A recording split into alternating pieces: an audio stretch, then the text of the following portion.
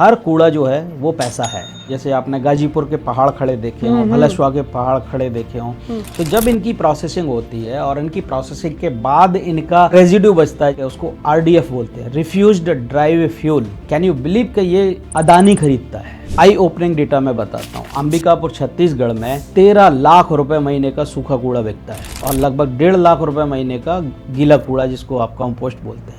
जो गीले कूड़े से CBG गैस या CNG गैस बनाने वाले यूनिट्स हैं, इनमें जो बड़े प्लेयर हैं अदानीज और अंबानीज जैसे, वो लोग ऑलरेडी आ चुके हैं। तो आने वाले टाइम में आपको कूड़ा फ्री में नहीं मिलेगा। मतलब ये मान के चलिएगा कि कूड़ा आज बेशक आज सड़कों पे दिख रहा है, ड्रेन के अंदर दिख रहा है, नालियों के अंदर पड़ा हुआ दिख रहा है, सड़क पे दिख रहा है, लेकिन आने वाले टाइम में कोई कूड़ा आपको सड़क पे नहीं दिखेगा। लोग सोचते हैं कि कूड़ा खत्म करना नगर पालिका की जिम्मेदारी है। ऐसा नहीं है, जिसका कूड़ा वही खत्म करेगा। सर आपका एज क्या है? मेरी एज है 51। 51 के एज में ये सब चीजें आप कर रहे हो, मतलब तो बहुत ही शॉकिंग है। आपका गाना भी बहुत फेमस है, कूड़े वाला आया घर से कचरा निकाल। शूटिंग में जो सज्जन इसमें कूड़ा गाड़ी चला रहे हैं, वो मैं ही चला रहा हूँ। अच्छा। कि ये जो टोटल इंडस्ट्री है, आप ये मान के चलिएगा लगभग 70 80 1 लाख करोड़ रुपए की इंडस्ट्री ये आज की डेट में है, जिसको हम कबाड़ी वाला बोलते हैं। सो लिरवन, दिस इज रोहित प्रासर। आज के इस पॉडकास्ट के गेस्ट हैं परवीन जी। आपने वो गाना जरूर सुना होगा कि कचड़े वाला आया घर से कचड़ा निकाल, तो उसी के प्रोड्यूसर है परवीन सर। तो आज के इस वीडियो में हम जानेंगे कचड़े से करोड़पति कैसे बनते हैं, और ये वीडियो भाई बहुत ही इंपॉर्टेंट होने वाला है। अगर इस चैनल पे आप नए हो तो इस चैनल को आप सब्सक्राइब कर लो और स्टार्ट करते हैं इस वीडियो को। तो सर कैसे हैं आप? मैं बहुत बढ़िया हूँ। अभी आप मेरठ से आ रहे हैं तो थके हुए तो नहीं लग रहे हैं।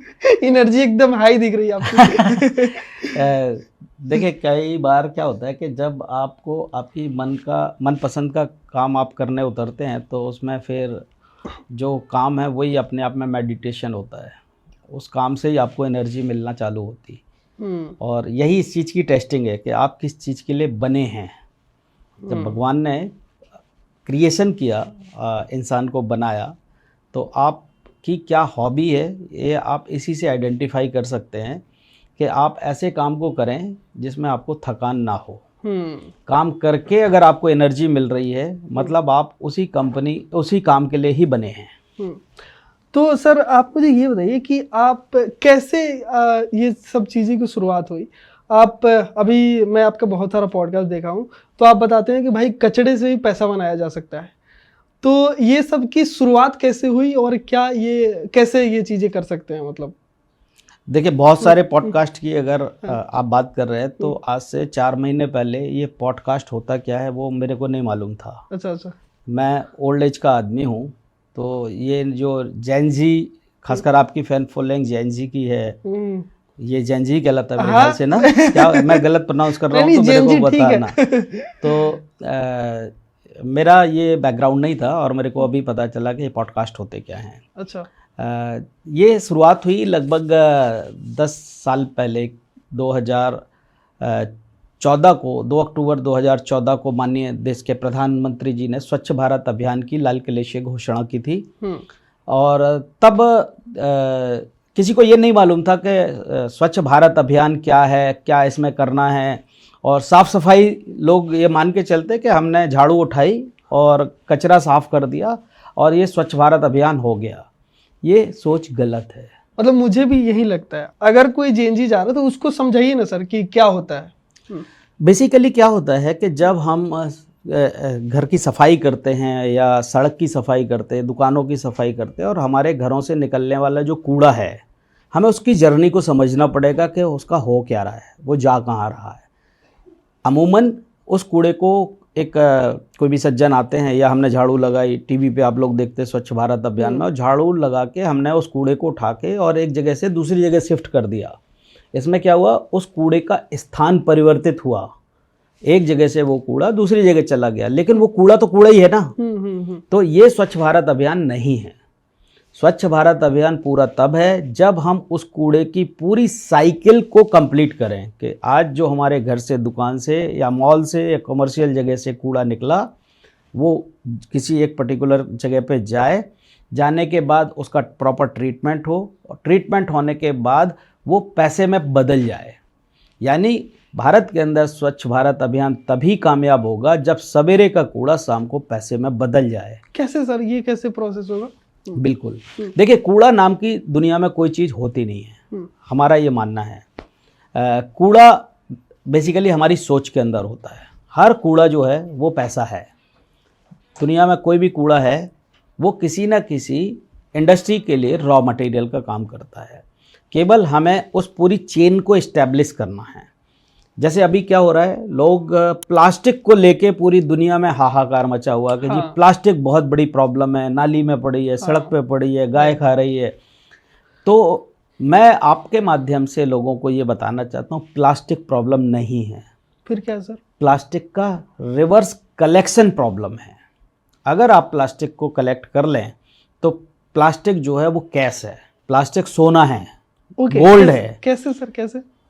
इस प्लास्टिक को खरीद कर जो लोग रिसाइकिल करते हैं वो एडवांस में पैसे देने के लिए तैयार हैं। उनको ये प्लास्टिक चाहिए, चाहे वो किसी भी कैटेगरी का प्लास्टिक हो। इवन मैं ड्रेन के अंदर जो पड़ा हुआ प्लास्टिक है, जो नालियों के अंदर पड़ा हुआ प्लास्टिक है, जो सड़क के ऊपर पड़ा हुआ प्लास्टिक है, सब कुछ बिकता है, सब कुछ बिकता है और इनके खरीदार हैं। मैं आपको बात कर रहा हूँ, जो सबसे ख़राब कैटेगरी का प्लास्टिक है उसको जो पुराना प्लास्टिक कहलाता है, जैसे आपने गाजीपुर के पहाड़ खड़े देखे हों, भलसुआ के पहाड़ खड़े देखे हों, तो जब इनकी प्रोसेसिंग होती है और इनकी प्रोसेसिंग के बाद इनका रेजिड्यू बचता है, जो सबसे लीस्ट कैटेगरी का, सबसे वर्स्ट कैटेगरी का प्लास्टिक है, उसको RDF बोलते हैं, refused dry fuel. Can you believe कि ये अदानी खरीदता है? अदानी जैसे लोग इस वेस्ट को खरीदते हैं। तो जो बाकी का वेस्ट मार्केट के अंदर पड़ा हुआ है, हमारे घरों से डोमेस्टिक वेस्ट भी बोलते हैं या मार्केट एरियाज़ का वेस्ट बोलते हैं या इवन हैज़ार्डस वेस्ट भी बोलते हैं, तो ये सारा मटेरियल का मार्केट आज की डेट में है, अनऑर्गेनाइज्ड मार्केट है और भारत को इस अनऑर्गेनाइज्ड मार्केट को ऑर्गेनाइज करने की आवश्यकता है। ओके, तो लाइक आपका जो जर्नी था वो 10 साल पहले स्टार्ट हुआ था, तो उसके बारे में फिर बताइए कि कैसे वहाँ से फिर इस सेगमेंट में आप घुस गए, कैसे ये सब चीज़ें स्टार्ट हुआ था? देखिए, जब प्रधानमंत्री जी ने आह्वान किया देश के अंदर इसका, और मेरा बैकग्राउंड सॉफ्टवेयर इंजीनियरिंग का है, एक विप्रो इन्फोटेक लिमिटेड कंपनी में हम लोग काम कर रहे थे। अंबिकापुर एक जगह है छत्तीसगढ़ में। अंबिकापुर की जो डायनामिक कलेक्टर थी, सी इज़ यंग IAS वुमन, आदरणीय रितु सेन मैडम।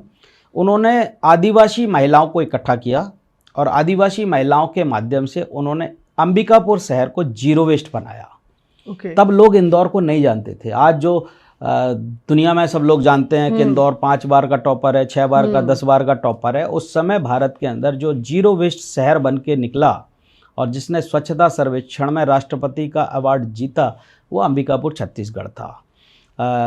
रितु सेन मैडम से मेरा मिलना हुआ। ये चूँकि ये शहर जो है ये मेरी ससुराल है, मेरा जाना हुआ, उनसे मिले और उनको देख के ये लगा कि अगर आदिवासी बिना पढ़े लिखे लोग, आदिवासी लोग अपने शहर को जीरो वेस्ट बना सकते हैं तो हम लोग क्यों नहीं बना सकते। और बस यही सोच के हमने प्लान किया। मेरी धर्मपत्नी प्रगति तिवारी जी हैं, हमने उनसे डिस्कस किया कि अब हमें अपने देश के लिए भी कुछ करना चाहिए। और चूँकि भारत में अभी जो बात होती है वो सस्टेनेबिलिटी की बात होती है कि हमने एनवायरनमेंट को क्लीन करना है, सस्टेनेबल मॉडल लेके आने। लेकिन जो भारत की मूल समस्या है बेरोजगारी। और हम एक ऐसे मॉडल की परिकल्पना कर रहे थे भारत के अंदर कि जिसमें प्रॉफिटेबिलिटी आए। हम भारत में एक बिजनेस मॉडल लेके आना चाह रहे थे कि हम उस बेरोजगार बच्चे को, उस बेरोजगार व्यक्ति को कूड़े से भी लखपति कैसे बनना है, ये न केवल विजन और दिखा सकें, हमने इसको अपना मिशन बनाया। और ये मॉडल सबसे पहले हमने अपने ऊपर लागू किया। क्या है सर ये बिजनेस मॉडल? देखिए, ये बिजनेस मॉडल ये है कि आपने 2 बड़े सक्सेसफुल मॉडल देखे हैं इंडिया के अंदर। एक है लिज्जत पापड़ और एक है अमूल दूध। राइट। इनमें अमूमन क्या है, अमूल दूध के अंदर जो फार्मर है वो स्टेक होल्डर है, वो शेयर होल्डर है और ये कोऑपरेटिव सोसाइटी के तरीके से काम करता है। इसी तरीके से लिज्जत पापड़ है। लिज्जत पापड़ में जो महिलाएं हैं वो घर घर में पापड़ तैयार करती हैं और लिज्जत उनकी ब्रांडिंग करता है और मार्केटिंग करता है। हमने इन दोनों मॉडल्स की स्टडी की और इनको इस कॉन्सेप्ट को हमने कूड़े में इस्तेमाल किया। कैसे सर? हमने ऐसे अंडर प्रिविलेज महिलाओं को इकट्ठा किया और उनको हमने ट्रेंड किया, उनकी ब्रेन स्टॉर्मिंग की, उनका इंडक्शन प्रोग्राम किया, उनका गोल सेटिंग किया, उनकी ओरिएंटेशन प्रोग्राम किए और हैंड होल्डिंग की। उनके साथ मिलके हमने देश के अंदर ग्राम पंचायत, नगर पंचायत और नगर पालिका लेवल पे जैविक खाद बनाने की फैक्ट्रियां लगाने की शुरुआत की। अब इस फैक्ट्री में कच्चा माल क्या है? गीला कूड़ा। यही महिलाएं जो कोऑपरेटिव सोसाइटी के अंदर as a shareholder I, इनको हमने उन जैविक खाद बनाने की फैक्ट्रियों में शेयर होल्डर बना दिया। यही लोग डोर टू डोर कूड़े का संग्रहण करती हैं, कलेक्शन करती हैं, उसको ट्रांसपोर्ट करती हैं, अपनी फैक्ट्री में लेके आती हैं और ऑर्गेनिक कंपोस्ट बनाती हैं। भारत में पहली बार नगर पालिकाओं के साथ हमने जैविक खेती करने वाले किसानों को भी डायरेक्ट जोड़ दिया। क्योंकि पहले हमें ये सोचना पड़ेगा कि हमारे गीले कूड़े का खरीदार कौन है। थोड़ा सा सोच को हमें पृष्ठ करना पड़ेगा जैनजी के हिसाब से। तो हमने वही किया। हमने गीले कूड़े का खरीदार भारत के अंदर कौन है? भारत कृषि प्रधान देश है, एग्रीकल्चर कंट्री है भारत। अभी देश के प्रधानमंत्री का भी विजन और मिशन क्या है? भारत को जैविक राष्ट्र बनाना है। यदि भारत को जैविक राष्ट्र बनाना तो हमारे पास उतनी तादाद में भारत के अंदर जैविक खाद बनाने की फैक्ट्रियां होनी चाहिए। क्या हैं? क्या नहीं है। आज अगर हम जैनजी से भी पूछे और जैनजी के फादर्स से भी पूछे कि आपको अपने फैमिली को ऑर्गेनिक फ्रूट और वेजिटेबल खिलाने हैं या केमिकल वाला खिलाना है? ऑर्गेनिक खिलाना है। लेकिन आपके क्या मोहल्ले में, आपकी सोसाइटीज के आसपास, आपके मार्केट में कोई ऑर्गेनिक फ्रूट और वेजिटेबल की दुकान है? सो यहाँ पे एक कंसेप्ट निकल के आता है डिमांड और सप्लाई का। बहुत सारे बच्चे हैं जो MBA करके बैठे होंगे या बिजनेस वाले लोग होंगे, तो वो कोई भी बिजनेस डिमांड और सप्लाई के बेस पे चलता है। यानी मार्केट में ऑर्गेनिक फ्रूट और वेजिटेबल की डिमांड है लेकिन उसकी सप्लाई नहीं है। सप्लाई अगर करानी है तो सप्लाई के लिए जरूरी है कि उतना क्वांटम में ऑर्गेनिक आपके पास कंपोस्ट अवेलेबल हो। और ऑर्गेनिक कंपोस्ट के लिए क्या है? उतनी तादाद में फैक्ट्रीज होनी चाहिए और अगर फैक्ट्रीज हैं तो उनके लिए उतनी तादाद में कच्चा माल भी चाहिए। तो आप देखेंगे कि किसी भी क्योंकि अभी आजकल क्रूड अर्बनाइजेशन हो रहा है। इस अर्बनाइजेशन में क्या है? जो गीला कूड़ा है उसकी तादाद है 60%, यानी 60% वो कूड़ा जो हमारी फैक्ट्री के लिए फ्री में उपलब्ध है, हमने उसको एज ए प्रोडक्ट बनाने में इस्तेमाल किया। सो this is the entire business model. अभी बाकी का जो आपका 25% कूड़ा है जिसको सूखा कूड़ा बोलते हैं, अब हम उसकी प्रोफाइलिंग करते हैं, उसके अंदर जाते हैं कि उसके अंदर है क्या। बड़े मजे की बात है। तो इसकी जब हम प्रोफाइलिंग करेंगे, इसका क्वांटाइजेशन करेंगे, तो हम देखेंगे कि उसके अंदर कागज निकलता है, उसके अंदर गत्ता निकलता है, उसके अंदर प्लास्टिक निकलता है, उसके अंदर लोहा निकलता है, उसके अंदर सिल्वर निकलता है, और ये सारा आइटम कोई ना कोई वैल्यू रखता है। आई ओपनिंग डेटा मैं बताता हूँ। अंबिकापुर छत्तीसगढ़ में 13 लाख रुपए महीने का सूखा कूड़ा बिकता है। 13 लाख रुपए का, और लगभग 1.5 लाख रुपए महीने का गीला कूड़ा जिसको आप कंपोस्ट बोलते हैं। So this is the whole journey of the waste. अमूमन भारत के अंदर अभी लोग कूड़ा घर बनने नहीं देते। सो इस कंसेप्ट को हम मॉडर्नाइज वे में लेके आना चाहते थे। तो हमने भारत में ऐसे कूड़ा घर बनाने शुरू किए जहाँ लोग अपने फैमिली के साथ लंच भी कर सकें और डिनर भी कर सकें। सो एक franchise model kind of approach हमने इंडिया में डेवलप की। जैसे बिग बाज़ार होता है, रिलायंस फ्रेश होता है, रिलायंस डिजिटल होता है, डोमिनोज पिज़्ज़ा है, KFC है। अगर इस पैटर्न पे फूड इंडस्ट्री मूव आउट हो सकती है तो क्या इस पैटर्न के ऊपर हम वेस्ट मैनेजमेंट के सेंटर नहीं बना सकते? राइट। इस अप्रोच के साथ हमने ऐसे गार्बेज क्लिनिक इंडिया में तैयार करना चालू किए जहां लोग इसको एक्सेप्ट कर सकें सोसाइटी के अंदर। और कुछ डेफिनेशंस हमने कंट्रीज को सबसे पहली बार दी लाइक यहाँ पे बायोलॉजी सब्जेक्ट हुआ करता है, आर्कियोलॉजी सब्जेक्ट होता है, जूलॉजी सब्जेक्ट होता है, कभी गार्बेजोलॉजी नाम के सब्जेक्ट नहीं हुआ करते। हाँ। सो विद दिस अप्रोच हमने वेस्ट को गार्बेजोलॉजी सब्जेक्ट के साथ जोड़ा। भारत में साइंटिस्ट हैं, डेंटिस्ट हैं, गायनोलॉजिस्ट हैं, लेकिन भारत में गार्बेजोलॉजिस्ट नाम की चीज़ नहीं थी। तो हमने इन डेफिनेशंस को इंडियन मार्केट के अंदर इंट्रोड्यूस करने की कोशिश की है और जिस पर हमें लाभ भी हुआ है। रिसेंटली मुझे नहीं मालूम था ये पॉडकास्ट होते क्या हैं, तो कुछ बच्चों ने अभी मुंबई के जब इस इंटरव्यू को लिया, उन्होंने बताया कि सर हम पॉडकास्ट में 2 लोग आपस में बात करेंगे और आपको अपनी बात को रखना है। तो जब हमने उनको रखा और मुझे नहीं मालूम था कि पूरे भारत में लगभग 1 करोड़ से ज़्यादा यूथ ने इस वीडियो को देखा, हाँ। समझा और तकरीबन 3.5 से 4 हज़ार उन बच्चों ने देश के अंदर मेरे को फ़ोन किया या हमारे ऑफिस में फ़ोन किया जो लोग देश के लिए वास्तव में कुछ करना चाहते हैं। ये एक आई ओपनिंग डेटा है। तो यानी कहीं ना कहीं देश के प्रधानमंत्री की जो शुरुआत उन्होंने की थी, हम उसको एक सक्सेस के रूप में देखते हैं कि आज उनके मिशन, उनके अभियान को लेके, उस कूड़े को लेके जिसको लेके लोग नाक मुंह से कूड़ते थे, हम पॉडकास्ट कर रहे हैं। हाँ। It is the great success. कूड़े से सर पैसे कैसे कमाया जाए? अगर कोई ये वीडियो देख रहा है तो उससे पैसे कैसे कमाया जाए?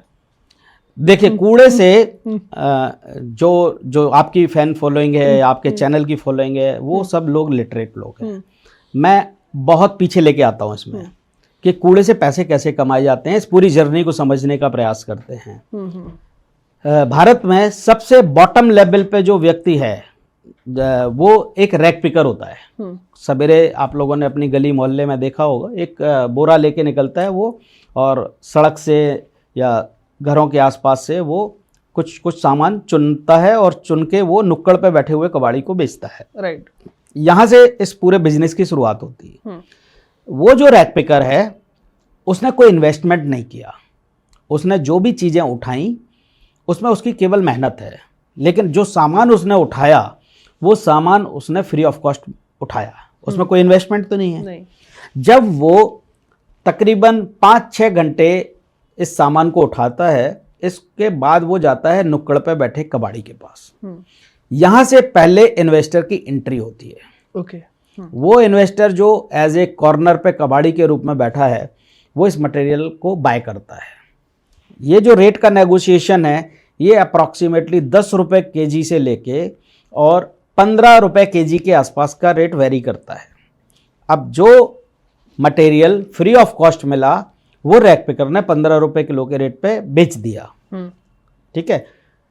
जो पहले लेवल का इन्वेस्टर है, यानी जो कबाड़ी है कॉर्नर पे बैठा, वो आगे माल इसको बेचेगा। वो इस पे सेग्रीगेशन नहीं लगाता, वो इस पे कोई एफर्ट नहीं लगाता, वो सीधा डंप करता है और शाम को जो भी गाड़ी आती है उसमें लोड करा के वो अपने से अपर लेवल का यानी L2 लेवल के कबाड़ी को इसको सेल आउट करता है। किस रेट पे सेल आउट करता है? वो बेचता है इसको अप्रॉक्सीमेटली 25 रुपए केजी। यानी कितने रुपए का मार्जिन हो गया उसका? 10 रुपए केजी का। हाँ। आप ये चीज बताइएगा, ऐसा कोई बिजनेस जिसमें पर डे वो 5,000 रुपए इन्वेस्ट कर रहा है और हर आइटम पे वो लगभग 10 रुपए केजी कमा रहा है? नहीं। मतलब अभी बहुत सारे लोग ऐसे हैं जो ग्रोसरी शॉप ओपन करते हैं, लगभग उसके अंदर 10 लाख रुपए का 2 से 3% का मार्जिन होता है। 4% का मार्जिन होगा, 5% का मार्जिन होगा, लेकिन ऑलमोस्ट 80% का मार्जिन हो। ये बिजनेस अब आपको समझ आ रहा है? नाउ यहाँ एक बिजनेस में एक और ट्विस्ट है कि अगर जो L2 लेवल का कबाड़ी इस मटेरियल को लेके गया, वो क्या करता, अपना एक स्किल सेट लगाता है इसके अंदर, उस मटेरियल का सेग्रीगेशन फर्दर करता है। वो फर्दर सेग्रीगेशन में क्या करेगा, वो लाइक जो प्लास्टिक की कई कैटेगरीज हैं जो हम लोगों को एड्रेस करते हैं जब हम अपने ट्रेनिंग प्रोग्राम्स में, तो प्लास्टिक की लगभग 20 से 22 कैटेगरीज हैं। ओके। तो हमें नहीं मालूम होता है, डोमेस्टिक जो लोग कबाड़ियों को दे रहे हैं माल, उनको भी नहीं मालूम होता है या किसी को ज़्यादा आइडिया नहीं है कि इस कूड़े का क्या नाम है। तो जब उसका सेग्रीगेशन करता है और साथ ही वो एक लेवल का उसको प्रोसेस करता है, या तो उसको बेल करेगा या बेलिंग करने के बाद जब वो आगे इसको किसी मिल को सप्लाई करता है, तो इस जो रेट उसने 25 रुपए किलो में माल खरीदा, हालांकि इसमें उसकी ट्रांसपोर्टेशन कॉस्ट भी होगी, प्रोसेसिंग कॉस्ट भी होगी, इलेक्ट्रिसिटी का भी बिल होगा, उसके जगह का रेंटल भी होगा, लेकिन जब ये 25 रुपए किलो का माल को मिल के पास इसको भेजा जाता तो इसकी कॉस्ट हो जाती लगभग 45 रुपीज़ के जी। ओके। यानी 25 रुपए, 5 रुपए का खर्चा भी मान लें, 30 रुपए की अगर आपकी कॉस्ट पड़ती है और ये माल आप 45 रुपीज़ के रेट पे बेचते हैं, तो ऐसा कौन सा प्रोडक्ट है जो आप 30 रुपए किलो का रेट पे खरीदते हैं और 25 रुपए किलो का मार्जिन उसके ऊपर है। सो ये वो बिजनेस है जिसको हम लोग आंख बंद करके बोलते हैं यार ये तो कबाड़ी वाला है ना, ये तो स्क्रैप डीलर है, ये भंगार वाला है। नहीं, वो एक बिजनेसमैन है और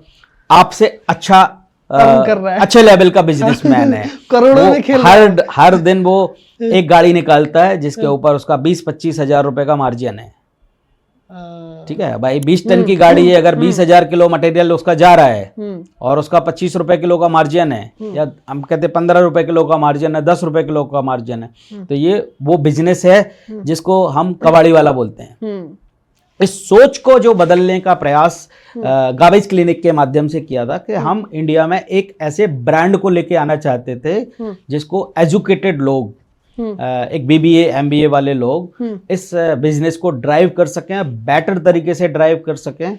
तो इसके लिए पूरा एक सॉफ्टवेयर एप्लीकेशंस है जो हम लोग मार्केट के अंदर ला रहे हैं, और जो एजुकेटेड नई जनरेशन के लोग हैं उनको इस बिजनेस के साथ इंटीग्रेट करके भारत सरकार की जो पॉलिसीज हैं, क्योंकि इसके ऊपर बहुत सारे रूल्स आ चुके हैं, लोगों को अभी नहीं मालूम है प्लास्टिक वेस्ट मैनेजमेंट के रूल क्या हैं, ईपीआर पॉलिसीज क्या हैं। ईपीआर पॉलिसीज ये कहती है कि जिसने प्लास्टिक को पैदा किया या जिसकी ब्रांडिंग उस प्लास्टिक पे लगी हुई है, या इनफैक्ट इलेक्ट्रॉनिक वेस्ट के ऊपर लगी है, बैटरी वेस्ट के ऊपर लगी है, उसको अपना कूड़ा खुद उठाना पड़ेगा। अगर हल्दीराम का नमकीन है, हल्दीराम की ब्रांडिंग लगी है, और हल्दीराम ने मान के चलिए 1 lakh packet per day sell out किए, तो हल्दीराम को वो 1 लाख पैकेट को कलेक्ट करना है और उसको रिसाइकिल भी करना है, खुद ही करना है। ओके। यानी यहां से एक नया बिजनेस निकल के आया कि अगर हल्दीराम ये काम नहीं कर रहा तो हल्दीराम के बिहाफ पे कोई तो कर रहा है। यानी अगर जैनजी वाले लोग इस मटेरियल को रिवर्स कलेक्ट करके इसको रिसाइकिल कर दें तो उनको जरूरत किसको है? हल्दीराम को भी है, आपके बिस्लरी को भी है, डाबर को भी है, या जो भी बड़े ब्रांड्स हैं। या अगर इलेक्ट्रॉनिक वेस्ट में आप जा रहे हैं तो इलेक्ट्रॉनिक वेस्ट में क्या है? ओप्पो है, लावा है, सैमसंग है, टाटा है, क्रोमा है, गोदरेज है। इन सब को अपने होम अप्लायंसेस या अपने प्रोडक्ट वापस कलेक्ट करने हैं, कलेक्ट करके भारत सरकार को बताने कि इन्होंने कितना साल में प्रोडक्शन किया और कितना उसको रिसाइकिल किया है।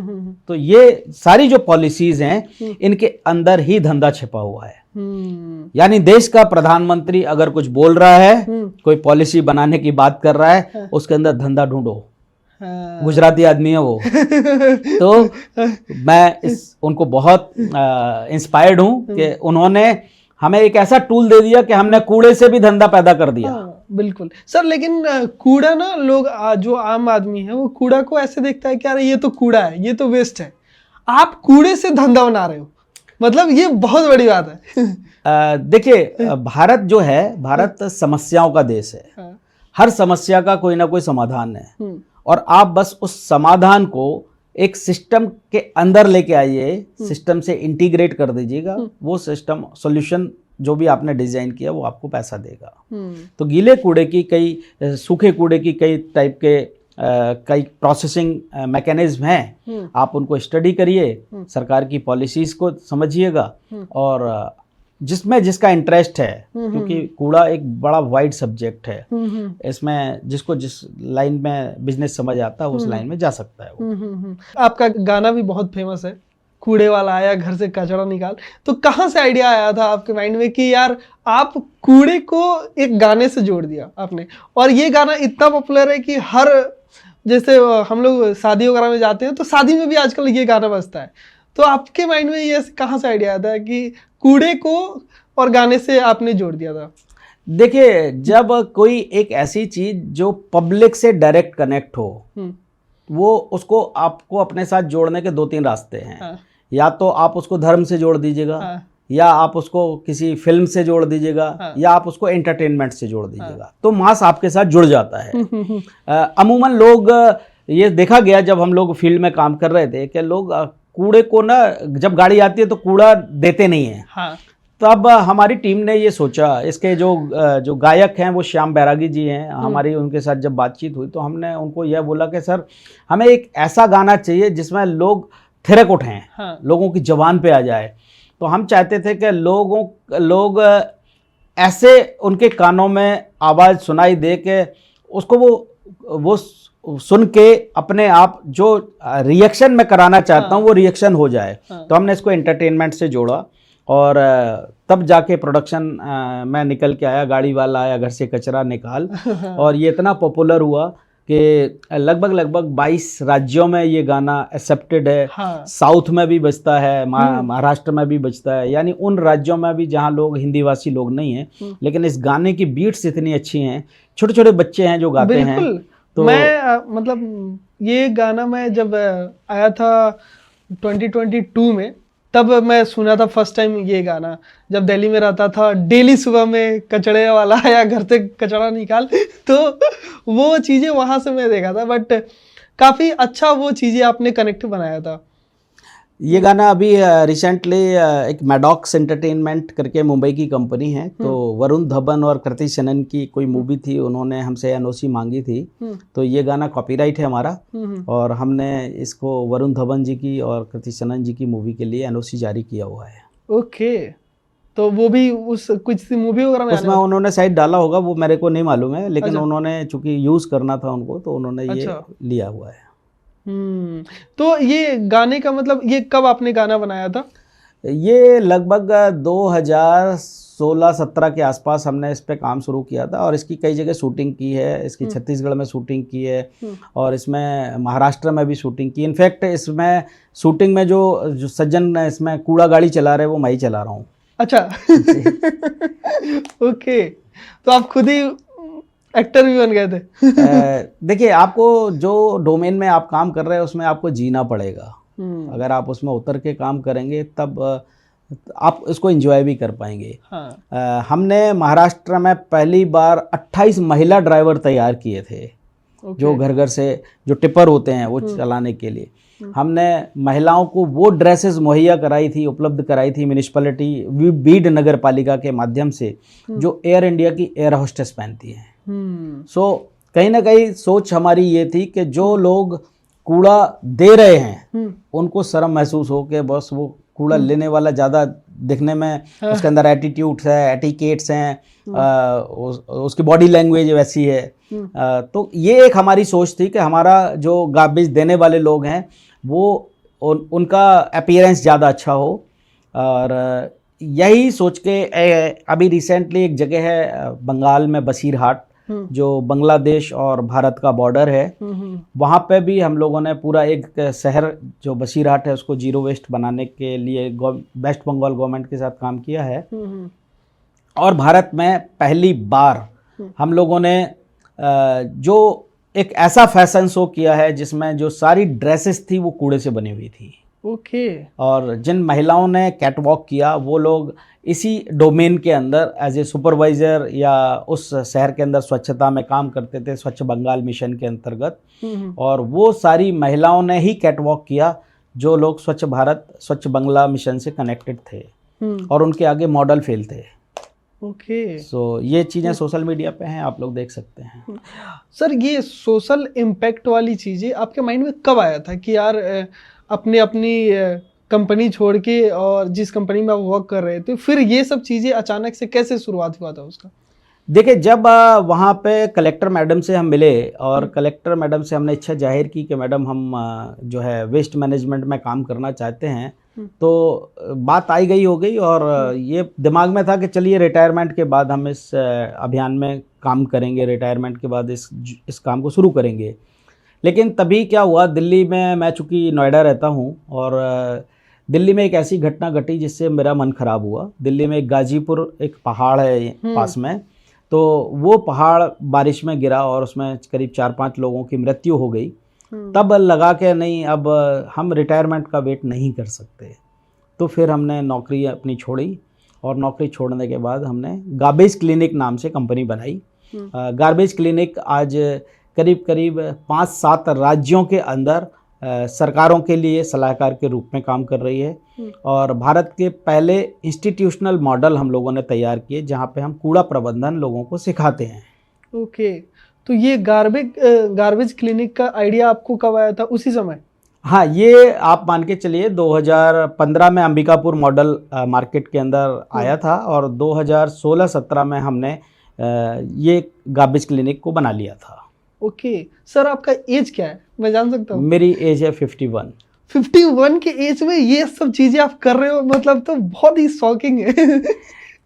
देखिए, अगर आप एक बहुत बड़े एग्जाम्पल दिए जाते कि जो KFC के ओनर हैं उन्होंने शायद 70 साल या 75 साल की उम्र में उन्होंने KFC को स्टार्ट किया है।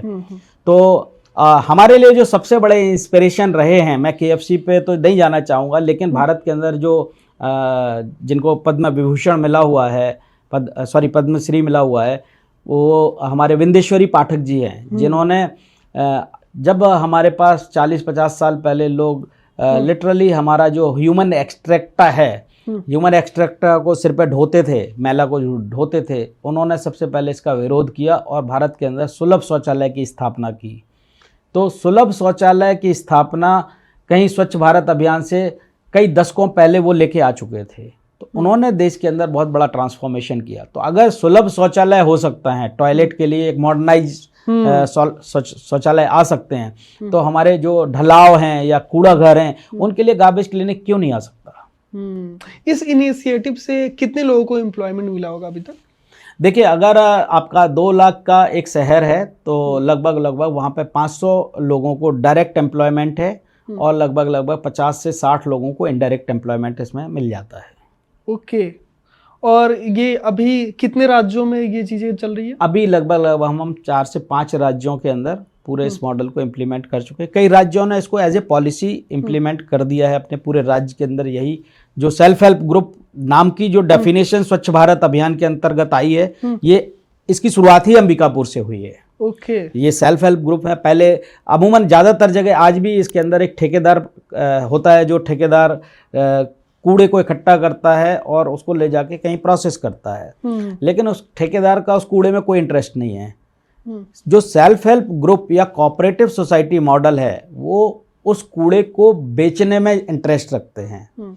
तो कूड़े का बिकना बहुत ज़रूरी है, कूड़े का कलेक्शन होना बहुत ज़रूरी है, कूड़े का प्रोसेसिंग होना बहुत ज़रूरी है और प्रोसेसिंग के बाद उस कूड़े का रेवेन्यू में कन्वर्जन बहुत ज़रूरी है। अगर वो साइकिल कंप्लीट नहीं हो रही, अल्टीमेटली वो पैसे में कन्वर्ट नहीं हो रहा है, तो वो मॉडल सस्टेनेबल नहीं रहेंगे। इसमें सरकार की क्या हेल्प करते हैं? सरकार क्या हेल्प करती है? देखिए, सरकार की इसमें बहुत बड़ी सपोर्ट है। अगर मैं आपसे पूछूं कि कोई ऐसी कंपनी बताइए जो फ्री में लगती हो, तो शायद ऐसी कोई कंपनी नहीं है। लेकिन वेस्ट मैनेजमेंट के लिए ज़मीन सरकार फ्री में देती है, मशीन सरकारें फ्री में दे रही हैं, क्योंकि उनको उसको कूड़े को प्रोसेस करना है। मैंने मैन पावर कैसे आएगी वो मैंने कोऑपरेटिव मॉडल आपको बता दिया। केवल आपको अपनी इंटेलेक्ट को यूज़ करके एक ऐसे सिस्टम को खड़ा करना है और इससे इस जो फैक्ट्री या जो प्रोसेसिंग सेंटर उन्होंने बनाया है, या जो ज़मीन, मशीन और मैन पावर को लेके आपने प्रोडक्ट बनाया, वो प्रोडक्ट मार्केट में ह्यूज डिमांड में है। चाहे वो आप ऑर्गेनिक फर्टिलाइजर के रूप में देख लें और चाहे वो ड्राई मटेरियल के रूप में देख लें, यानी दोनों चीज़ें हैं। तीसरा कंपोनेंट और आता है कि अमूमन अभी भारत के लोगों को ये लगता है कि जो प्रॉपर्टी टैक्स है, वो प्रॉपर्टी टैक्स उन्होंने नगर पालिका को दे दिया और उनकी छुट्टी हो गई। ऐसा नहीं है, क्योंकि जब ये प्रॉपर्टी टैक्स आज़ादी के बाद चालू हुआ था, उस समय कूड़ा भारत के अंदर प्रॉब्लम नहीं था, वेस्ट कोई प्रॉब्लम नहीं थी। वेस्ट की अभी जो प्रॉब्लम आई है 10-15 साल के अंदर, तो सरकारी के जो नियम है सॉलिड वेस्ट मैनेजमेंट के, वो ये बोलते हैं कि अगर आप कूड़ा को पैदा कर रहे हैं, आप कूड़े के जनरेटर हैं, तो वो कूड़ा ख़त्म करना आपकी ही जिम्मेदारी है। ये अभी लोगों के दिमाग में गलत परसेप्शन है, लोग सोचते हैं कि कूड़ा ख़त्म करना नगर पालिका की जिम्मेदारी है। ऐसा नहीं है, जिसका कूड़ा वही ख़त्म करेगा, जो कूड़े का जनरेटर है। सो जो जो लोग वेस्ट को अगर खुद ख़त्म नहीं कर पा रहे तो उनकी जगह पे कोई एजेंसी ख़त्म कर रही है, तो आपको उस एजेंसी को हर महीने यूज़र चार्जेस देना है, क्योंकि वो आपकी ड्यूटी कर रही है। तो जो यूज़र चार्जेस हैं, यूज़र चार्जेस भी कहीं ना कहीं लोगों को देना है। गार्बेज क्लिनिक की क्या फ्यूचर देख रहे हैं आप, क्या विजन है उसका? देखिए, गार्बेज क्लिनिक का जो फ्यूचर है वो तब तक एग्जिस्ट करेगा दुनिया में जब तक इंसान है। ये नेवर एंडिंग इंडस्ट्री है, कभी ख़त्म नहीं होनी है, और यही एक ऐसी इंडस्ट्री है जो रेसेशन प्रूफ है, क्योंकि जितना क्रूड अर्बनाइजेशन होगा, जितनी पॉपुलेशन बढ़ेगी उतना ज़्यादा कूड़ा बढ़ेगा, जितना ज़्यादा कूड़ा बढ़ेगा उतनी ज़्यादा इसके लिए सेंटर्स भी चाहिए हैं, और इसके लिए प्रोसेसिंग की रिक्वायरमेंट भी है। तो इससे ज़बरदस्त फ्यूचर किसी दूसरी इंडस्ट्री में नहीं है। अभी कूड़े की भी प्रकृति बढ़ती जा रही है। अब पहले तो हमारे घरों का निकलने वाला कूड़ा था, अब कूड़े का प्रोफाइल बढ़ा तो अब इलेक्ट्रॉनिक गैजेट्स आ गए। हर घर में 2-2, 4-4 इलेक्ट्रॉनिक गैजेट्स हैं, टीवी है, फ्रिज है, और इन सब की लाइफ है 3-4 साल बाद ये सारे ख़त्म हो जाते हैं, फिर आपको नया चाहिए, नए मॉडल्स आ जाते हैं मार्केट में। यानी ई वेस्ट जो है, इसके लिए भी सरकार की नीतियाँ आ चुकी हैं। अब यहाँ पे भी बिजनेस आ जाता है कि आपने इसको कलेक्शन करना है, कलेक्शन करने के बाद इसका ट्रांसपोर्टेशन करना है, और ट्रांसपोर्टेशन करने के बाद इसका वेयर हाउसिंग करनी है। यानी ये सारे बिजनेस एक दूसरे से कनेक्टेड हैं, और अगर आपने वेयर हाउसिंग कर ली तो आपको इसकी प्रोसेसिंग में भी जाना है। सो ये वो अपॉर्चुनिटीज़ हैं जो सारे यूथ के लिए बाहें फैलाए के उनका वेट कर रही हैं। अगर हम बैटरी वेस्ट की बात करें, आज गवर्नमेंट की पॉलिसी है कि आप गवर्नमेंट इलेक्ट्रिकल व्हीकल्स लेके आ रही है, बैटरी व्हीकल्स लेके आ रही है, लेकिन जो बैटरी व्हीकल्स हैं उनके अंदर जो निकलने वाली बैटरीज़ हैं, उन बैटरीज़ का प्रोसेसिंग करना, उनको रिसाइकिल करना, ये अपने आप में एक बहुत बड़ा बिजनेस है। बहुत सारी जैसे मोबाइल है या जो इलेक्ट्रॉनिक गैजेट्स हैं या जो नॉर्मल बैटरीज़ हैं, इनके अंदर बहुत सारी ऐसी मेटल्स निकलती हैं जो मेटल्स हमारे देश के अंदर अवेलेबल ही नहीं है, उनको रेयर मेटल्स बोलते हैं। तो ये रेयर मेटल्स जो हैं जब भारत के अंदर अवेलेबल नहीं है, इन हमारी डिपेंडेंसी चाइना के ऊपर है, तो एटलीस्ट हमारे पास जितना मटेरियल है उनमें से हम इस मटेरियल को एक्सट्रैक्ट कर लें। यानी ये वो बिजनेस हैं जिन बिजनेस के ऊपर सारे जेंजी लोगों को और जो यूथ है उसको फोकस करना चाहिए। या जो बिजनेसमैन अगर आपके चैनल को देख रहे हैं, या जो लोग रिकमेंड कर सकते हैं अपने किसी बिजनेसमैन फैमिली को, तो ये वो बिजनेस हैं जो देश के अंदर बहुत बड़े ट्रांसफॉर्मेशन का वेट कर रहे हैं। अगर कोई बच्चा है वो सोच रहा है कि मुझे अपना बिजनेस स्टार्ट करना है, तो उसको गाइड कीजिए ना कि कैसे स्टार्टिंग से स्टार्ट करे, शुरुआत कहाँ से करे, क्योंकि सबसे बड़ा कंफ्यूजन तो वही होता है। सबसे पहले किसी को भी अगर बिजनेस शुरू करना है तो दो ही तरीके हैं, या तो आप उस इंडस्ट्री में, उस लाइन में एक्सपर्ट हो जाएं, तो आप as a individual, as a consultant के रूप में जा सकते हैं, एज ए एडवाइज़र के रूप में जा सकते हैं। यहाँ पे आपको दो चीज़ें चाहिए होंगी, आपका एक आइडेंटिटी खुद चाहिए होगी, दूसरी चाहिए होगी आपको आपके पास एक कोई करंट अकाउंट हो। दूसरा तरीका है आप अपनी एक संस्था बनाइए। संस्था भी दो टाइप से बना सकते हैं, या तो कोई आप एनजीओ को बना लीजिएगा जो नॉन प्रॉफिटेबल ऑर्गेनाइजेशन होते हैं, या दूसरा तरीका है कि आप कोई अपना एक स्टार्टअप रजिस्टर्ड करा लीजिएगा, एंटरप्रेन्योरशिप में रजिस्टर्ड करा सकते हैं, इसमें गवर्नमेंट की काफ़ी सारी स्कीम्स भी हैं। और तीसरा आप चाहें तो अपनी प्राइवेट लिमिटेड कंपनी बना सकते हैं। तो इस तरीके से आप पहले शुरुआत करिएगा, और कोई भी प्रोजेक्ट को, किसी भी चीज़ को शुरू करने के लिए स्टेप बाय स्टेप चलिए। आप इकट्ठा बड़ा कार्यक्रम मत करिएगा। अगर आपको कंपोस्टिंग में जाना है, और इसमें कई बिजनेस की अपॉर्चुनिटीज़ हैं, आप एक अवेयरनेस प्रोग्राम के रूप में भी मार्केट के अंदर एंट्री कर सकते हैं। बड़ा आसान काम है। अवेयरनेस मतलब आपने स्कूलों में जागरूकता करनी है, समाज में जागरूकता करनी है, सोसाइटी में जागरूकता करनी है, तो ये अपने आप में एक बिजनेस है। इसकी सरकार की फंडिंग ऑलरेडी आती है, तो इसमें आप अपना कैरियर देख सकते हैं। इसके बाद दूसरा चीज आती है डॉक्यूमेंटेशन, क्योंकि अभी आपके जैसे एज के बच्चे जो है ये इंटरनेट को लेके काफी ज्यादा अवेयर हैं। डॉक्यूमेंटेशन वाले पार्ट को आप हैंडल कर सकते हैं। तो हर ग्राम पंचायत, नगर पालिका, महानगर पालिका का, कॉरपोरेशन के, इनके एग्जाम होते हैं। हर साल इनके एग्जाम होते हैं जिसको स्वच्छ सर्वेक्षण बोलते हैं। तो आप इनके डॉक्यूमेंटेशन पार्ट को हैंडल कर सकते हैं। जिसमें सोशल मीडिया को हैंडल करना है, Okay. या इनके जो फाइलिंग होनी है, डॉक्यूमेंट तैयार करने हैं, इनके फॉर्म तैयार करने हैं, इनके मोबाइल एप्लीकेशन डाउनलोड कराने हैं, तो ऐसे बिजनेस में भी आप जा सकते हैं। Okay. इसके अलावा अगर आपको लगता है कि आपको वेस्ट के कलेक्शन में जाना है, तो आपने ई वेस्ट को पकड़ लिया, बैटरी वेस्ट को पकड़ लिया, ड्राई वेस्ट को पकड़ लिया, या वेट वेस्ट की प्रोसेसिंग में जाना है, तो इसमें आप अपना कैरियर बना सकते हैं। यहाँ पे दो चीज़ें ध्यान में रखनी पड़ेंगी कि आप अगर कुछ ऐसे वेस्ट की प्रोसेसिंग में जा रहे हैं जिससे एनवायरनमेंट को कुछ हार्म हो सकता है, तो इसके लिए आपको स्टेट पोल्यूशन कंट्रोल बोर्ड और सेंट्रल पोल्यूशन कंट्रोल बोर्ड से परमिशन लेनी पड़ेगी। वो कैसे मिलती है? उसको उनका एक ऑफिस होता है हर जिले के अंदर, जिसको आरओ बोलते हैं, रीजनल ऑफिस।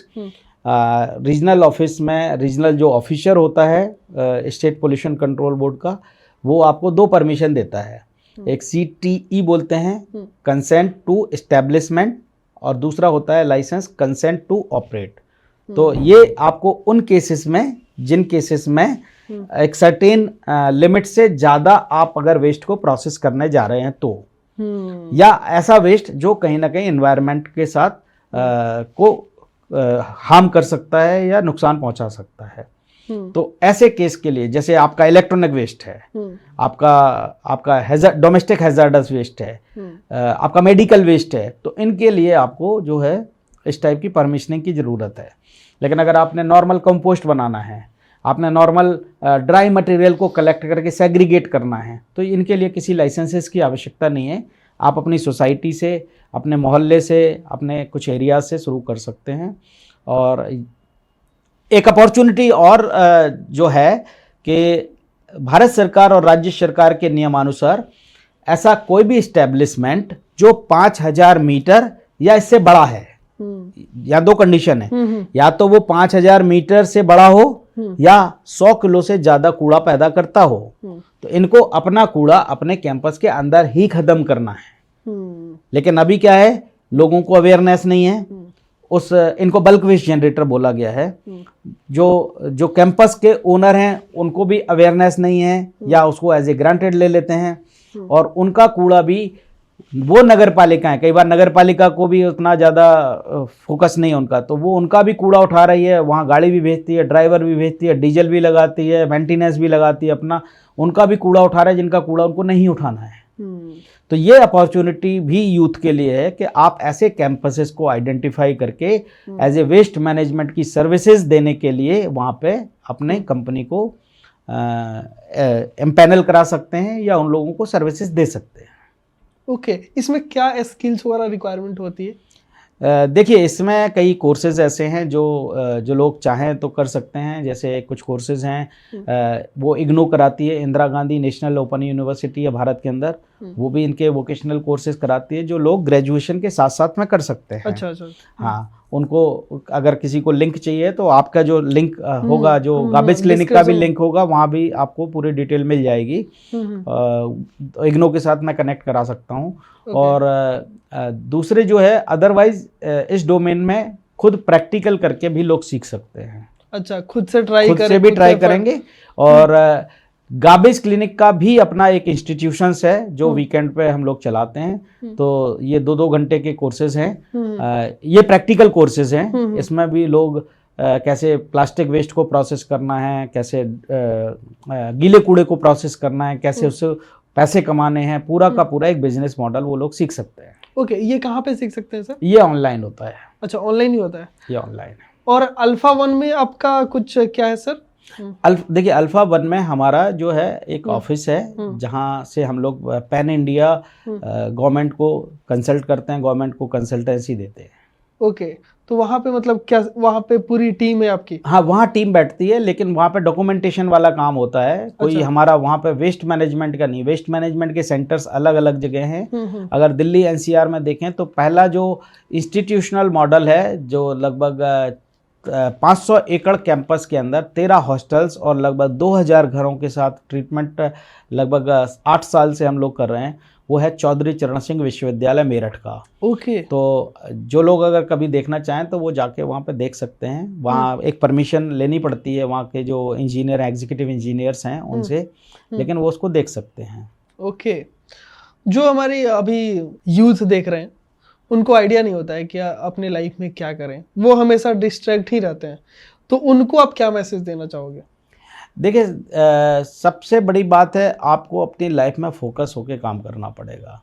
और कई बार सिचुएशन ऐसी आती हैं कि आपको असफलताएं मिलती हैं, लेकिन हर असफलता आपको कुछ सिखा के जाती है। तो परेशान और डिस्ट्रैक्ट होने की आवश्यकता नहीं है। लेकिन वेस्ट मैनेजमेंट का जो काम है वो टफ काम है, बहुत हिम्मत का काम है। इसमें रिजेक्शन अपने दोस्तों से ही मिलता है, फैमिली के लोग इसको एक्सेप्ट करते नहीं हैं। जब हमने भी शुरू किया था तो लोगों ने बहुत मजाक उड़ाया था, दोस्तों ने फ़ोन बंद कर लिए थे, लोग बातें भी नहीं करते थे। तो ये स्ट्रगल है, लेकिन आप करते जाएंगे तो ये वो डोमेन है जिसने एटलीस्ट कम से कम मैं अपना एग्जाम्पल दे सकता हूँ कि भारत में जितना नाम एज ए सॉफ्टवेयर इंजीनियर के रूप में हमें नहीं था, उससे ज़्यादा शायद पहचान हमें कूड़े से मिली है। राइट। कूड़े से तो आपको पूरे इंडिया आप जानती है। देखिए, कूड़ा जो है, कूड़े ने ही इस प्रोग्राम को हिट किया कि कैसे कूड़े से करोड़पति बनना है। हाँ। और लोग हैं भी मेरे कनेक्ट में, लोग हैं जो एज ए इन्वेस्टर भी इस इंडस्ट्री के अंदर देखते हैं अपने आप को। तो अभी ये पूरा सेक्टर जो है इनफॉर्मल सेक्टर है।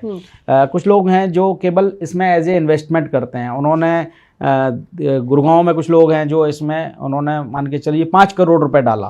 अभी वो 5 करोड़ रुपए क्या हुआ, ऊपर से नीचे तक कबाड़ियों के माध्यम से नीचे नुक्कड़ के कबाड़ी तक 5,000 रुपए आ गया। ठीक है। पूरे दिन उन्होंने अपना बिजनेस किया और ये पैसा जो ऊपर से नीचे आया था ये वापस नीचे से ऊपर शाम को वापस आ गया। तो जो इसने 5 करोड़ रुपए इन्वेस्ट किया था उसको शाम को मिल गया 7 करोड़ रुपए। ओके। तो ऐसा कौन सा, और उस पर वो लोग जीएसटी भी नहीं दे रहे हैं।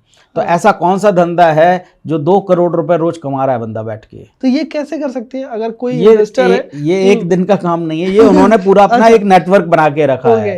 तो ये नहीं कह सकते कि ये हर आदमी कर सकता है। हाँ। इसके लिए उस बंदे का ट्रस्ट, उनका भरोसा, उनका अपना नेटवर्क इसमें काम कर रहा है। लेकिन यस, इसको छोटे छोटे लेवल पे बहुत सारे लोग हैं जो स्टार्टअप शुरू करना चाहते हैं, उनके पास फंडिंग नहीं है, क्योंकि वेस्ट में से कुछ भी ऐसा आइटम नहीं है जो बिकता नहीं है। लाइक मैं आपको बताऊं, अभी कबाड़ी या स्क्रैप डीलर क्या है, क्लॉथ नहीं खरीदता, कपड़ा नहीं खरीदता है। लेकिन कपड़े का मार्केट भारत के अंदर जिस तरीके से फैशन इंडस्ट्री बदल रही है, तो जो कपड़े का वेस्ट है ये अपने आप में एक ह्यूज मार्केट है, ह्यूज पोटेंशियल रखता है। कैसे सर, कैसे? देखिए, कपड़ा क्या है, कपड़ा बेसिकली बनता है कॉटन से।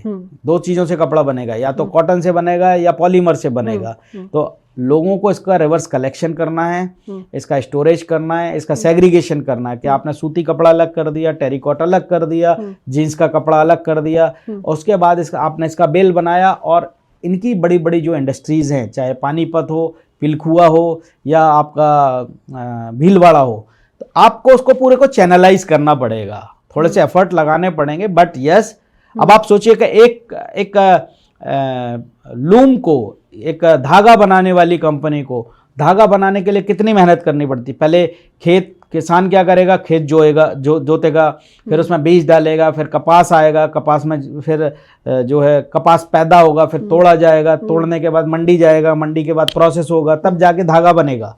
और यहाँ तो कपड़ा हमारे पास डायरेक्ट अवेलेबल है। तो कितनी बड़ी जर्नी, इसको सरकार बोलती है। यही एक सर्कुलर इकोनॉमी है। जो भारी भारी शब्द आज हमें न्यूज़पेपर में, टीवी के ऊपर देखने मिलते हैं या कॉर्पोरेट्स में देखने मिलते हैं, इनको मैं बड़े देसी भाषा में समझाने का प्रयास करता हूँ। यही सर्कुलर इकोनॉमी है। जो कूड़ा है, कूड़ा को प्रोसेस करके पैसे में बदल दिया, this is the circular economy. और ये भारत के रैग पिकर तक को पता है। जब हमारा डेवलपमेंट चल रहा है, भारत इतने तेजी से डेवलप हो रहा है, तो दुनिया ने भारत के ऊपर 17 सस्टेनेबल डेवलपमेंट, जिसको SDG बोलते हैं, ये दे दिए कि जी आपको ये सस्टेनेबल डेवलपमेंट अचीव कर रहे हैं।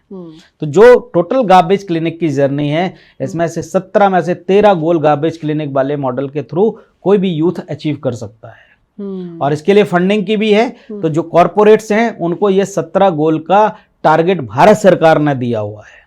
यानी उन कॉरपोरेट्स को ये मॉडल्स को के थ्रू इस टाइप के एनवायरमेंटल सस्टेनेबिलिटी इंश्योर करनी है, प्रोटेक्शन करना है, हैप्पीनेस लेके आनी है, एजुकेशन को आगे बढ़ाना है, वुमेन एम्पावरमेंट करना। सो ये सारे गोल जो है वो आप वेस्ट मैनेजमेंट के थ्रू अचीव भी करवा सकते हैं। Okay, great sir.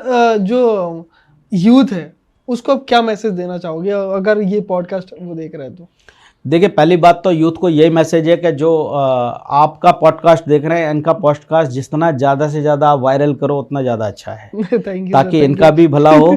और जो मैं सोच रहा हूँ देश के लिए या एनवायरनमेंट के लिए या यूथ के लिए या अनएम्प्लॉयड लोगों के लिए ये बात ज़्यादा से ज़्यादा लोगों तक चली जाए। एटलीस्ट कम से कम आपकी ड्यूटी है कि आप 1,000 लोगों तक इस बात को पहुँचाएँ।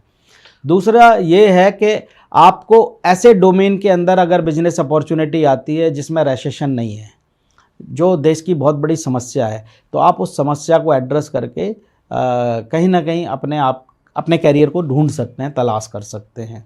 तो इससे कई चीज़ें अचीव आप कर पाएंगे और उनसे आपको एक खुद भी सेटिस्फेक्शन मिलेगा और देश को भी इसकी कहीं ना कहीं ज़रूरत है। आने वाले 5 साल में कैसा देखते हैं इस इंडस्ट्री को? देखिए, अभी ये जो टोटल इंडस्ट्री है, आप ये मान के चलिएगा लगभग 70 80 1 लाख करोड़ रुपए की इंडस्ट्री ये आज की डेट में है। ओके। जिसको हम कबाड़ी वाला बोलते हैं। जो इंडस्ट्रीज लगी हुई हैं, रिसाइकलिंग इंडस्ट्रीज, उनको माल नहीं मिल रहा है, उनको जो कच्चा माल चाहिए, रॉ मटेरियल चाहिए, उनके पास टाइम से नहीं पहुंच रहा है।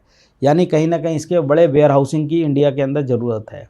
तो डाउन द लाइन आप 5 साल की बात कर रहे हैं तो ये इंडस्ट्रीज लगभग 1.5 से 2 गुनी होने वाली हैं। ओके, तो अगर कोई इन्वेस्टर इन्वेस्ट भी करता है तो उसका चीज़ें बहुत स्केल करेंगी। इसमें इन्वेस्टर्स आ चुके हैं ऑलरेडी। इसमें जो बाहर की कंपनीज हैं, जर्मनी, जापान, या आज ही मेरी किसी कनाडा की कंपनी के साथ बात हो रही थी, तो इसमें ऑलरेडी बाहर की कंपनियां इन्वेस्ट कर चुकी हैं। इसके अंदर अगर जो बायोगैस प्लांट हैं, जो गीले कूड़े से गैस बनाने वाले हैं, सीबीजी गैस या सीएनजी गैस बनाने वाले यूनिट्स हैं, इनमें जो बड़े प्लेयर हैं, अदानीज और अंबानीज जैसे बड़े प्लेयर हैं, वो लोग ऑलरेडी आ चुके हैं। तो आने वाले टाइम में आपको कूड़ा फ्री में नहीं मिलेगा। मतलब ये मान के चलिएगा कि कूड़ा आज बेशक आज सड़कों पे दिख रहा है, ड्रेन के अंदर दिख रहा है, नालियों के अंदर पड़ा हुआ दिख रहा है, सड़क पे दिख रहा है, लेकिन आने वाले टाइम में कोई कूड़ा आपको सड़क पे नहीं दिखेगा। ओके, ये चीजें आने वाली 5 साल 10 साल में हो जाएगी। बिल्कुल बिल्कुल हो जाएंगी, क्योंकि अभी क्या है, भारत के पास बेसिक इंफ्रास्ट्रक्चर नहीं था, क्योंकि कूड़ा एक समस्या बनती जा रही थी, लेकिन इसके लिए जो बेसिक इंफ्रास्ट्रक्चर अभी भी तो समस्या देखिए, इस पे अगर बैक एंड पे देखेंगे तो गवर्नमेंट की पॉलिसीज काम कर रही हैं। स्वच्छ भारत मिशन 1 के अंदर जो फंडिंग आई थी उस पर काफ़ी काम हुआ, प्रोसेसिंग होने चालू हुई है, लोगों को एजुकेट करना चालू, ऑफिसर्स चालू हो गए हैं। इसी तरीके से SBM 2.0 आया, उसमें बायो रेमेडिएशन, बायो माइनिंग और जो बड़े लैंड पहाड़ खड़े हैं इनको ख़त्म करने के ऊपर काम चल रहा है। तो आम आदमी को बेशक ना दिख रहा हो, लेकिन जो लोग इस लाइन से जुड़े हुए हैं वो उनको काफ़ी कुछ आइडिया है कि हाँ, हम लोग कितना सफ़र तय कर चुके हैं। लेकिन हाँ, 50 60 70 साल पुरानी समस्या को इमीडिएटली 5-7 साल के अंदर ख़त्म नहीं किया जा सकता है। ये ह्यूमन बिहेवियर का मामला है, तो हमें खुद भी अपने आप को बदलना पड़ेगा। हमें ये आज जब इंडियन लोग बाहर जाते हैं, सिंगापुर जाते हैं, दुबई जाते हैं, तो उनका बिहेवियर दूसरा होता है। वो आदमी वही है, यहाँ से जब वो जाएगा दुबई एयरपोर्ट पर उतरेगा, उसके बाद वहाँ दुबई के हिसाब से बिहेव करेगा। लेकिन जैसे भारत आएगा वो, तब भारत में आते ही उसका बिहेवियर एकदम अलग हो जाता है कूड़े के लिए। मतलब वो पूरी जमीन को अपने घर की जमीन मान के अपने तरीके से डील करता है, लेकिन यही प्रैक्टिस वो दुबई में नहीं करता है। आप आम आदमी को आप क्या बोलना चाहोगे, क्या मैसेज देना चाहोगे आप? आम आदमी के लिए हमारा जो मैसेज है वो यही है कि आपको इस पूरे कार्यक्रम को अपने स्वभाव में डालना पड़ेगा, डालना चाहिए। और पार्टी का काम है, किसी प्रधानमंत्री का काम है, या किसी नगर पालिका का काम है, या जो एजेंसी काम कर रही है उसका काम है, ये नहीं है। हमें ये शहर हमारा है, ये गली हमारी है, हमारा मोहल्ला है, हमारी सोसाइटी है, हमारा देश है। तो हमें इसको आत्मसात करना चाहिए और इस कार्यक्रम को वेलकम करना चाहिए। ओके, काफ़ी अच्छा लगा सर आपसे बात करके। बहुत ही तगड़ा विजन है आपका। आप इतने यंग हैं, आपका 51 एज है और इतने ज्यादा एज में ये सब चीजें आप कर रहे हो, मतलब बहुत ही बड़ी चीज है। आपको आपको नहीं लगता कि आप धीरे धीरे बुढ़े होते जा रहे हो? देखिए, ये जो वर्ड है, ये नेचर है। हाँ। हम जब पैदा हुए हैं तो हम यंग भी थे। यंग के बाद हम आज एक अधेड़ अवस्था में भी आ गए हैं। इसके बाद हमें बुढ़ा भी होना है, और बुढ़ा होने के बाद हमें इस दुनिया से जाना भी है। तो ये सच्चाई है, ये ट्रुथ है। लेकिन मेरा ये मानना है कि जो गीता में बोला गया है कि हम अगर पैदा हुए हैं तो हमें अपने कर्म को ध्यान में रखना है। और मैं हमेशा, अगर मैं आपसे ये वार्ता कर रहा हूँ तो शायद ये हमारी कर्म कथा है जी। आज लोग बहुत सारे धर्म गुरु हैं, प्रवचन देते हैं, लेकिन मैं बात कर रहा हूँ उस कर्म की जो हर यूथ को, हर यंगस्टर को करना चाहिए, और कर्म ही उसको कर्म को ही अपना धर्म बनाना चाहिए। अगर लोग काम की तरफ ध्यान देंगे, वर्क की तरफ ध्यान देंगे, तो देश अपने आप डेवलप होगा। हमें बजाय लोग क्या कर रहे हैं, लोग क्या सोचते हैं, कोई पॉलिटिशियन क्या सोचता है, कोई सोशल वर्कर क्या सोच रहा है, या कोई धार्मिक व्यक्ति क्या सोच रहा है, हमें अपने कर्म के ऊपर ध्यान देना चाहिए, फोकस कर्म के ऊपर रखना चाहिए। कर्म करेंगे तो कैरियर बनेगा। बट सर, जेनजी वाले, आजकल के जो जेनजी है वो ज्यादातर उनका अट्रैक्शन होता है, अगर कोई लड़की है तो लड़का का वो चक्कर में है, अगर कोई लड़की है, मतलब कोई लड़का है तो लड़की के चक्कर में है, वो ज्यादा डिस्ट्रैक्ट हो रही है आजकल की जो जेनजी वाली है। नहीं, ऐसा नहीं है कि वो आज अट्रैक्ट हो रहे हैं। जब से इंसान पैदा हुआ, ये केमिस्ट्री तब से चली आ रही है, और इसको कोई इसको चेंज नहीं कर सकता। ये बायोलॉजिकल अट्रैक्शन है, ये जेनजी का अट्रैक्शन नहीं है, ये बायोलॉजिकल हार्मोन्स का अट्रैक्शन है। आजकल मतलब एक होता है कि बहुत सारे ब्रेकअप हो गया, तो उसमें बच्चा अभी घूम रहा है कि अभी मेरा की दोस्त ही है, उसका रिसेंट ब्रेकअप हो गया, 4 महीने से अभी वो ब्रेकअप से निकल रहा है। तो इस टाइप की भी सिचुएशन हो जाती है। देखिए, इसमें क्या है कि पहले भी ये सारी चीज़ें होती थी, पहले भी ब्रेकअप होते थे, पहले भी लोगों का दोबारा से कनेक्शन होता था। तो अभी ये हो क्या रहा है कि जिस तरीके से सोशल मीडिया का बहुत ज़्यादा इन्वॉल्वमेंट हमारी लाइफ में हो गया है, तो ये बिल्कुल फैक्ट है, सच्चाई है कि हमारे जो वैल्यू सिस्टम है, क्योंकि अभी पेरेंट्स भी बच्चों पे टाइम नहीं दे पा रहे हैं, हमारे जो वैल्यू सिस्टम्स हैं ये कहीं ना कहीं डिग्रेड हुए हैं। जब वैल्यू सिस्टम डिग्रेड हो गए हैं तो हम जिनके लिए पहले डोमिनेंट होते हैं, डोमिनेंट होने के बाद अगर हमें कुछ और दूसरी चीज़, मार्केट में ऑप्शंस अवेलेबल हैं। पहले क्या था, हमें अगर किसी लड़की से बात करनी है तो उससे बात करने के लिए हमें 4-4 महीने का टाइम लगता था, क्योंकि तब मोबाइल नहीं थे, है ना। आज की डेट में क्या है, हमारे पास व्हाट्सएप है, SMS है, सब कुछ है, उसका पूरा प्रोफाइल है। पहले हमारे टाइम पे अगर किसी लड़की को आपने हाय बोल दिया तो पूरे शहर में शोर हो जाता था। अभी क्या है, आपने इनिशियल व्हाट्सएप खोला और उसको हाय लिख के भेज दिया, आपने उसको फ्रेंड रिक्वेस्ट भेज दी।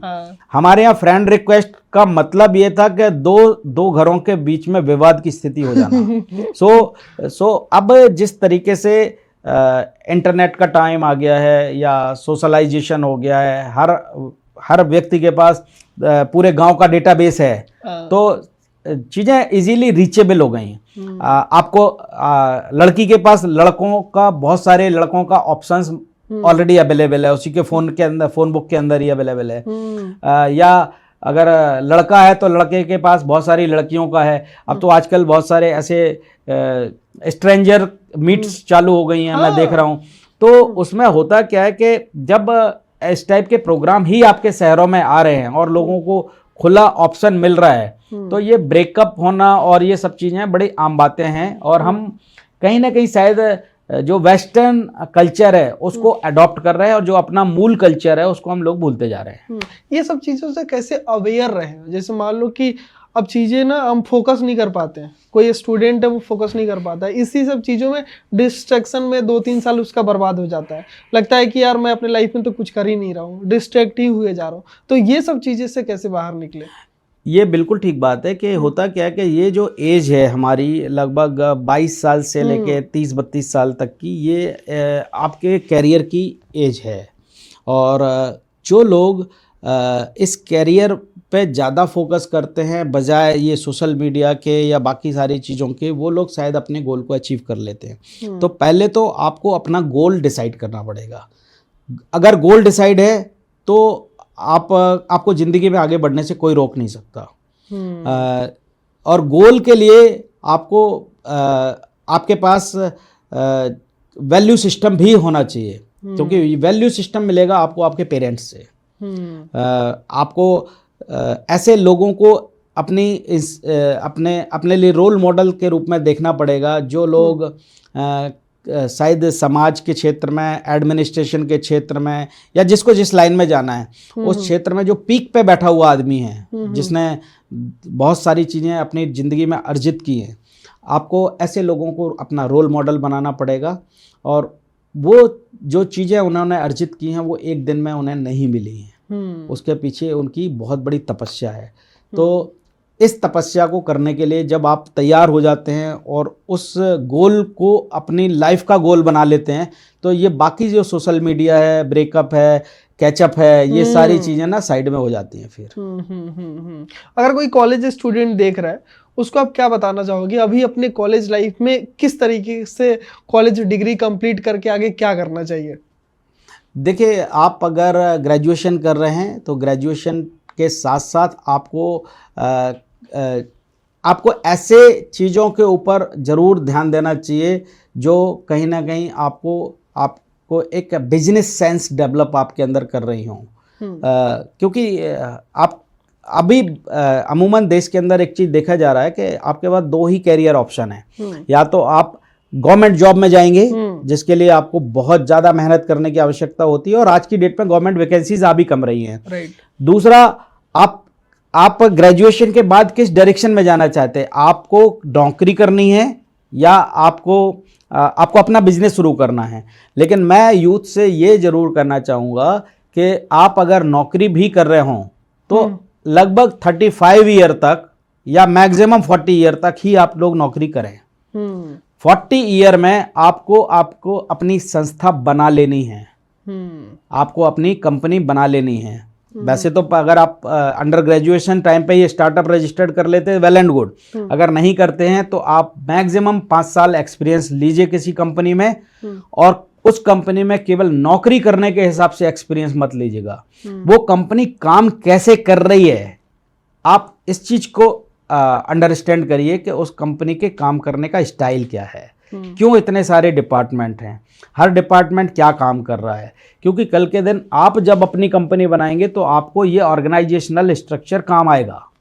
तो आप उस कंपनी को एक इंस्टीट्यूशन के तरीके से लेके 5 साल एक्सपीरियंस लीजिएगा, और उसके बाद अपनी कंपनी उसी समय बना लीजिए जब आप नौकरी कर रहे हों। और नौकरी करते ही आप उस कंपनी को 2-3 साल में खड़ा करने की कोशिश करिए। इतना पैसा आपके पास आना चालू हो जाए जितनी आपकी घर की लायबिलिटी को मीट कर रही हो, आप उसी दिन नौकरी छोड़ देना। कितना मतलब पैसा होना चाहिए अकाउंट में यार? देखिए, सबकी अपनी अपनी नीड होती हैं। किसी के लिए 1 करोड़ रुपए भी कम है और किसी के लिए 20,000 रुपए भी कम है। तो आपको अपनी नीड क्या है, आपको समाज में किस स्तर पे आपको अपनी लाइफ स्टाइल रखनी है, ये चीज़ें आपको इंडिविजुअल को ही डिसाइड करनी होती हैं। क्योंकि व्यक्ति के लिए अपनी लाइफ स्टाइल जीने के लिए वो डिपेंड करता है उस शहर का क्या एक्सपेंसेस है। तो इसको हम जनरलाइज नहीं कर सकते कि जी आपका 1 लाख रुपए में खर्चा चल जाएगा। तो आपको ये प्रायोरिटीज खुद ही सेट करनी है। ओके, बहुत बढ़िया सर, काफ़ी अच्छा लगा आपसे बात करके, बहुत मज़ा आया। सो गाइज, आज के लिए इतना ही। अगर आप इस चैनल पर नए हो तो इस चैनल को सब्सक्राइब कर लेना, और आप बताना कि नेक्स्ट गेस्ट किसको बुलाया जाए, और ऐसे ही अपने लाइफ में ग्रो करते रहो। मिलते हैं next video, tata bye bye.